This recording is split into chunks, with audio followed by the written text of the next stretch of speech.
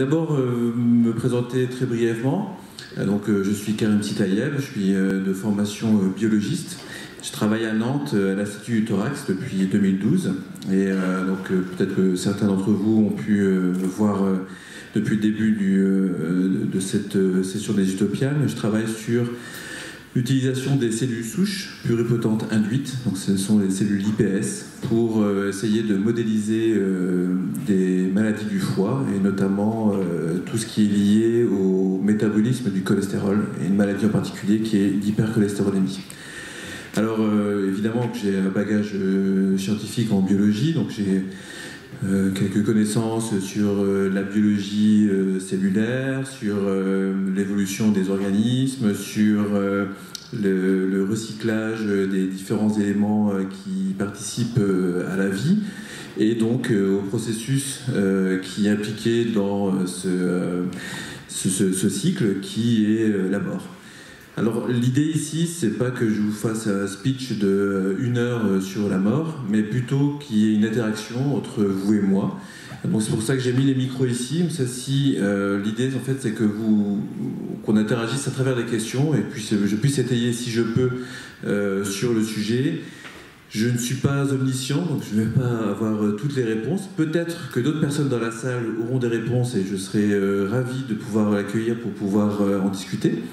Et ce que je vous propose, en fait, ce serait si vous voulez poser une question pour qu'on puisse commencer cette interaction, de venir ici. J'ai mis les micros ici du côté de la salle pour que on puisse parler ensemble et discuter sur le sujet. Donc si quelqu'un a une question et veut commencer, n'hésitez pas. Il y a aussi un micro au fond pour les personnes qui sont plus dans le fond. C'est un peu atypique.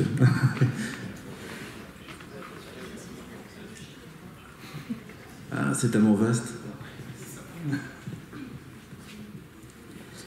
À quel moment on peut certifier que quelqu'un est mort? Pour commencer par une question classique.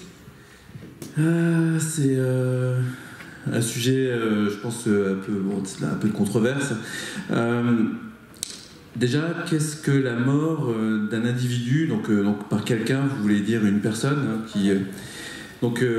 évidemment, on peut discerner 2 types d'états. Donc il y a la mort cérébrale, pour laquelle la personne est là physiquement, n'a plus de réponse, n'interagit plus avec son environnement, mais toute la machinerie est présente pour assurer la survie du corps, des différents organes, de l'homéostasie qui permet de l'échange entre ces organes.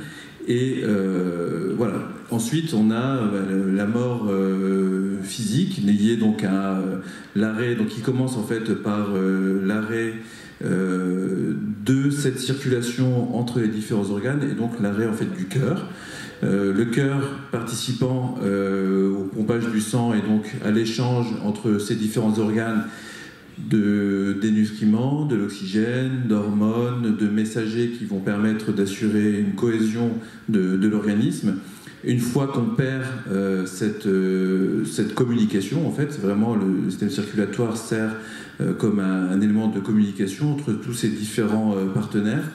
Eh bien, chacun va à sa façon commencer à se déliter, et le premier effet de ça, c'est l'absence d'oxygène. Donc après, à partir de quand on considère une personne est morte? Je pense qu'il y a un débat plutôt philosophique sur qu'est-ce que la vie. Est-ce que la vie, c'est un corps avec un cœur qui bat et des organes qui sont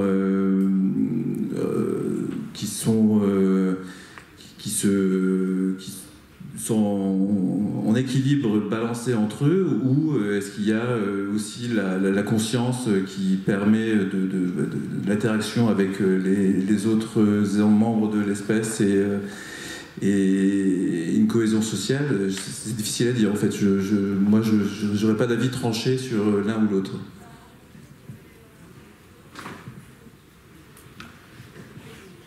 Question là-bas.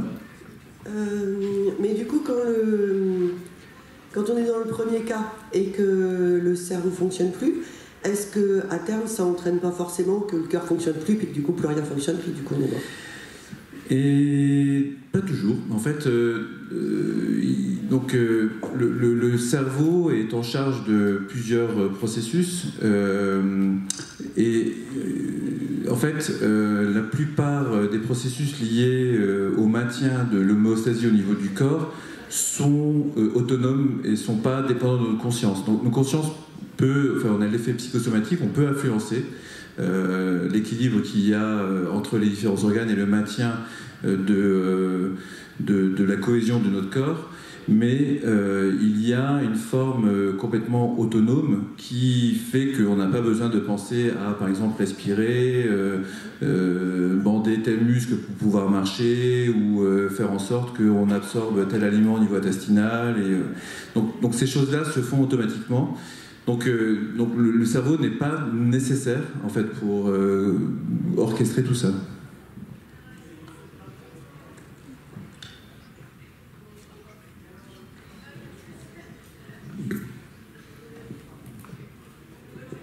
C'est juste pour apporter une précision à la question. Effectivement, en état de mort cérébrale, les gens ne respirent plus. Et donc, immanquablement, sauf à avoir une aide mécanique, la mort est inéluctable. D'accord, donc du coup, il y a c'est peut-être le fait de ne pas être omniscient, mais effectivement, donc, sur le côté automatisation de la respiration, mais est-ce que c'est le cas dans toutes les morts cérébrales parce qu'il y a différentes lésions au niveau cérébral qui peuvent avoir différents impacts, j'imagine, au niveau du maintien automatique de différentes fonctions.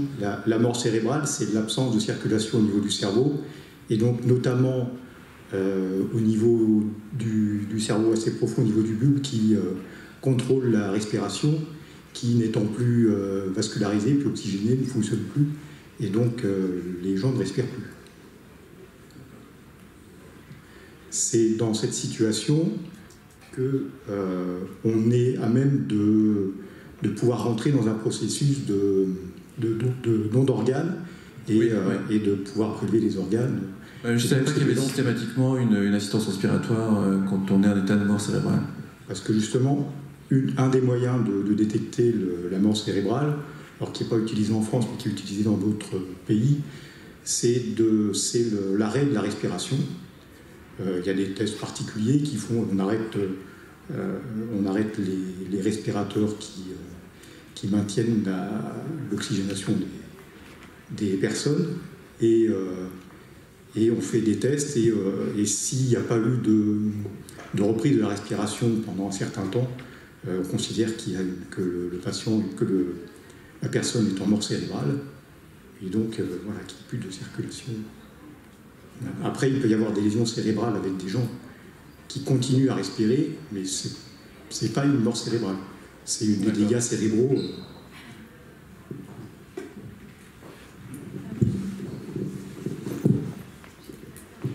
Et du coup, ça peut paraître bête, mais la mort cérébrale, c'est irréversible. La personne ne peut pas retrouver... Oui, du moment où il y a une perte d'oxygénation, en fait, les cellules vont rapidement... L'oxygène est nécessaire pour la survie cellulaire.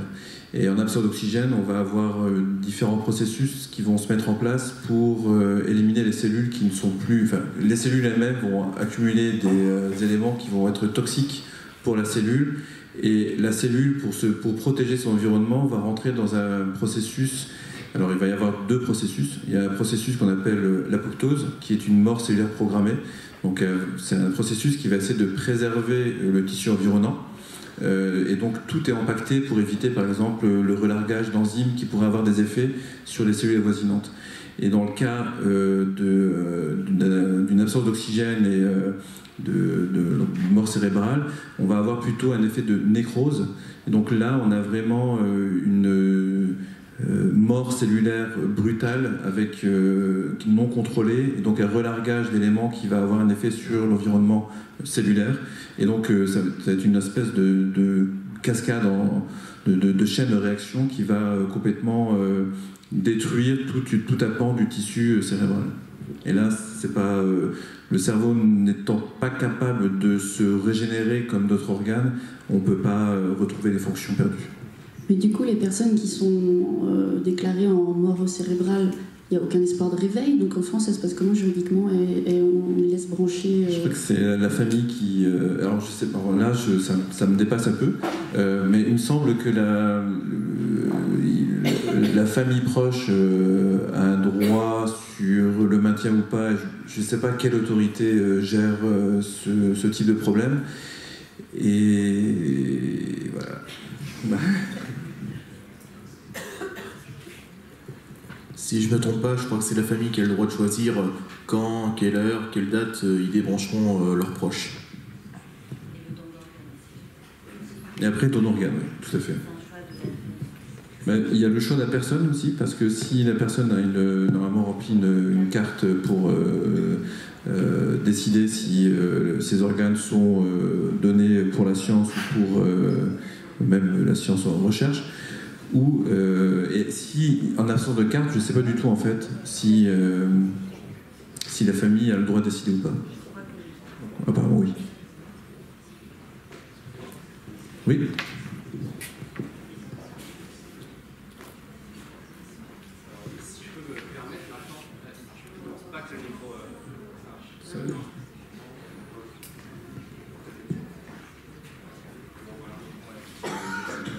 Alors, si je peux me permettre, maintenant en France, c'est devenu, la loi est passée, c'est devenu l'inverse. C'est-à-dire que si l'on a. Maintenant, il ne faut pas une carte de donneur d'organes, il faut une carte de refus, qui certifie comme quoi on refuse de donner nos organes. Passivement, maintenant, si on n'a pas de carte, oui, tout à fait, oui. Nos organes seront pris et utilisés. Maintenant que j'ai le micro dans la main, j'avais une autre question. Pardon ? Je ne pense pas que la famille ait son mot à dire à ce moment-là, mais là, j'en suis pas sûr du tout.